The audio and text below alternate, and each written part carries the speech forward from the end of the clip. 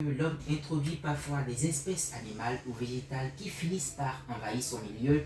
Cela peut être aussi de manière involontaire des espèces qui finissent par faire la concurrence avec les espèces naturelles et la question des plantes invasives, par exemple, constitue un des problèmes des systèmes agricoles en Afrique subsaharienne en général et principalement au Bénin.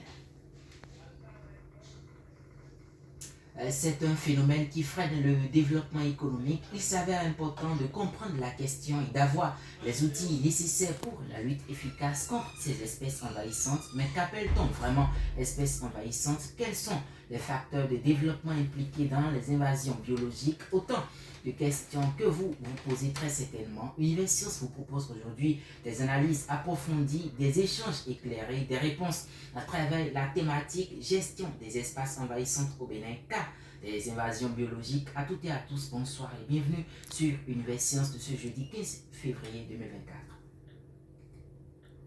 Et pour réussir la mission, nous sommes de plein pied dans l'unité de recherche sur les invasions biologiques URIB de l'Université d'Abomey-Calavi. L'URIB organise d'ailleurs une journée de sensibilisation le 23 février prochain à l'endroit du public universitaire de l'Université d'Abomey-Calavi sur la question.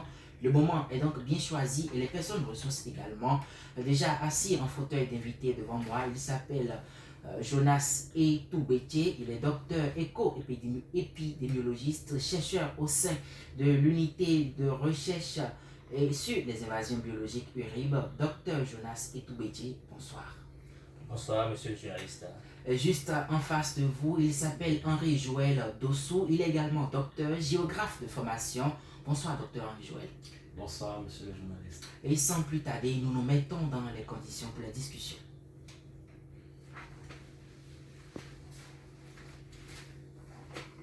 De retour dans ce studio, la première question sera adressée à vous, docteur Joël. Dites-nous, qu'appelle-t-on invasion biologique? Merci, monsieur le journaliste. Je commencerai déjà par vous dire merci de nous accueillir dans vos locaux, parce que c'est déjà une belle aubaine, parce que beaucoup ne savent pas ce qu'impliquent les invasions biologiques, notamment les notions ou comment est-ce qu'il faut définir ces différents termes biologiques. Alors, les invasions biologiques, pour faire très simple, on pourrait dire que cela est lié effectivement aux mécanismes, aux processus, on est d'accord, qui sont en lien avec l'introduction d'espèces, pas des moyens quelconques et pas moyens. Je peux faire cas simplement de tout ce qu'aujourd'hui l'humain peut utiliser pour se déplacer. Ça peut être un simple vélo, ça peut être un véhicule, ça peut être un avion, tout un tas de choses sur lesquelles on pourra revenir par la suite. Toujours est-il qu'une espèce est introduite dans un nouvel espace où on n'était pas censé la retrouver. Et dans cet espace-là, vous verrez, cette espèce va s'établir. S'établir pour dire quoi? Elle aurait passé un premier filtre. C'est dire qu'elle arrive dans ce nouvel environnement, elle peut s'installer.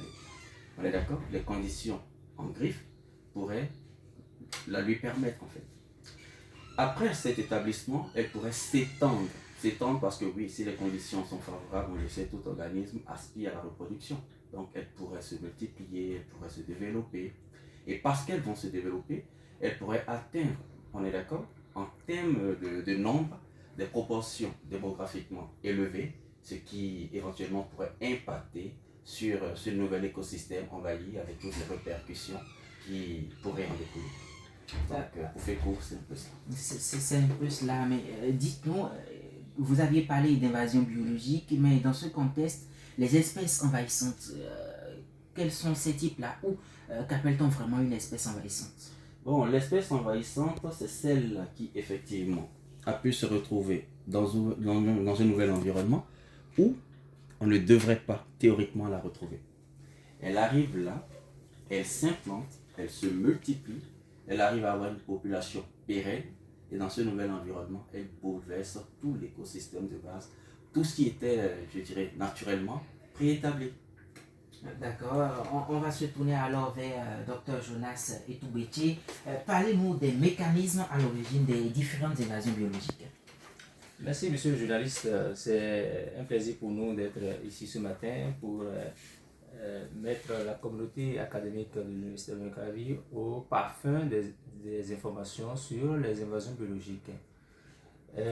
C'est très important parce que, avant de répondre à votre question, je voudrais quand même signaler que si nous avons mené une telle démarche aujourd'hui, c'est parce que nous avons constaté à travers des enquêtes sur le terrain, à travers des prospections de terrain, que la notion d'invasion biologique est très peu ou mal maîtrisée au Bénin.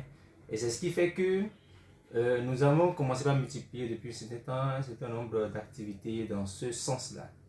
Et, et pour répondre à votre question, je dirais simplement que tous les comportements humains que nous menons aujourd'hui, ce qui peut s'expliquer par les déplacements massifs de la population, vous savez que nous déplaçons beaucoup.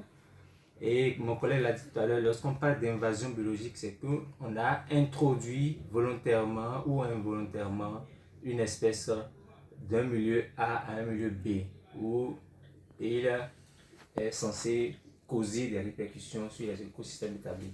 Donc, les mécanismes qui seront à l'origine de ces invasions biologiques seront, comme je le disais tantôt, les phénomènes, les processus volontaires. Par exemple, la domestication. Lorsque vous allez dans un pays et vous trouvez une espèce animale, une espèce végétale, et que ça vous intéresse, vous l'amenez chez vous, dans votre pays, vous avez introduit une nouvelle espèce.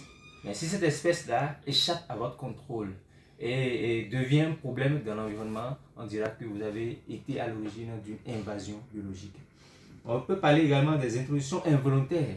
Lorsque les activités, le commerce international par exemple, à travers les navires, qui sont les exemples emblématiques de mode de dissémination des invasions biologiques, lorsque le bateau va dans un pays, prend de la marchandise, lorsque ce bateau va stagner plusieurs jours sur un port, il peut y avoir des montées d'espèces animales comme les rats par exemple, on en reviendra, comme les moustiques, etc. Et une fois que ce même navire arrive sur un nouveau territoire, cela va constituer une source de libération de ces espèces et donc un cas d'invasion biologique.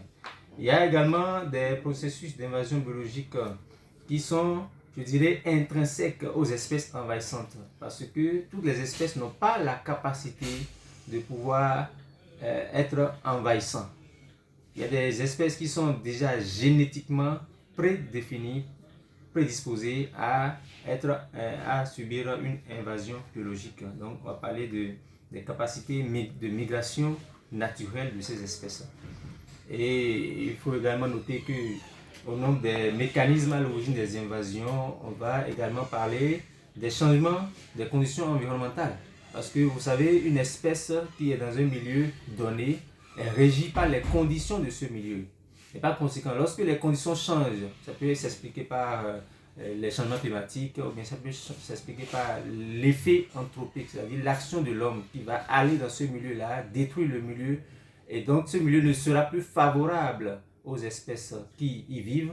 Ces espèces auront tendance à quitter ce milieu pour aller chercher un autre milieu plus favorable à eux. Donc on va parler du changement de conditions qui va conduire à la migration de ces espèces, qui va les obliger à s'installer dans un nouvel environnement et causer ce qu'on va appeler une invasion biologique.